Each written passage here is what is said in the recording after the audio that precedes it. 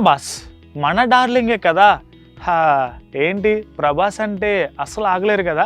అసలు ప్రభాస్ స్క్రీన్ పైన కనిపిస్తే చాలు ఫ్యాన్స్కి పండగే. ఇక బాహుబలి సినిమాతో పాన్ వరల్డ్ స్టార్ అయిపోయాడు కదా.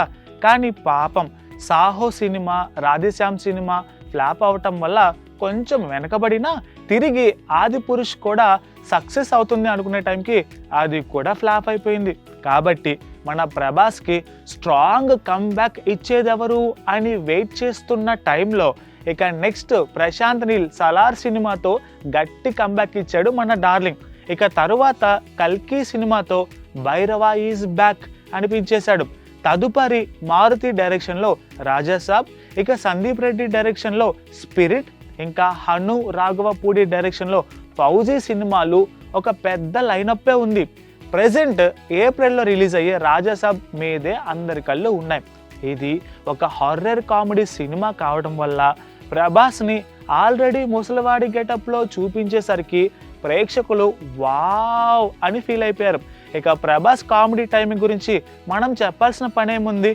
రీసెంట్గా ఓ ఇంటర్వ్యూలో ఆ సినిమాకి మ్యూజిక్ కంపోజ్ చేసిన తమన్ ది రాజాసాబ్ సినిమా గురించి ఇంట్రెస్టింగ్ అప్డేట్ని అందించేశాడు.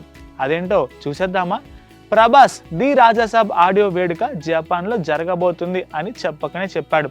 ఇండియన్ మూవీస్కి ప్రత్యేకించి మన సౌత్ మూవీస్కి జపాన్లో విపరీతమైన అభిమానులు ఉన్నారన్న విషయం మనం ప్రత్యేకంగా చెప్పాలా ఏంటి. జపనీస్ వెర్షన్లో రాజాసాబ్ పాటను కంపోజ్ చేస్తున్నట్లు తమన్ చెప్పకనే చెప్పేశాడు. అంతేకాకుండా చాలా కాలం తర్వాత మన డార్లింగ్ మాస్ సాంగ్స్తో ప్రేక్షకుల ముందుకు వస్తున్నాడని, సినిమాలో duet, Raja Saab world theme song, introduction song, item song, ఇంకా సెకండ్ హాఫ్లో 3 హీరోయిన్స్తో సాంగ్ ఉండబోతుందని ఆయన చెప్పడం జరిగింది. ప్రతి పాట వావ్ అనే విధంగా ఉంటుందని ప్రామిస్ చేశాడు తమన్. ఇక రాజాసాబ్ ఒక అద్భుతమైన కథ అని ప్రేక్షకులకు హామీ ఇచ్చాడు. ఏదేమైనా రాజాసాబ్ సినిమా గురించి తమన్ చేసిన కామెంట్స్ అయితే చాలా ఇంట్రెస్టింగ్గా ఉన్నాయి. మరి ఈ సినిమా పాటలు ప్రేక్షకులను ఎలా అలరిస్తాయో చూడాలి. సో ఈ సినిమా గురించి మీరేమనుకుంటున్నారు కామెంట్ సెక్షన్లో కామెంట్ చేయండి. Please subscribe to the channel and download the Politicos app from the links in the description.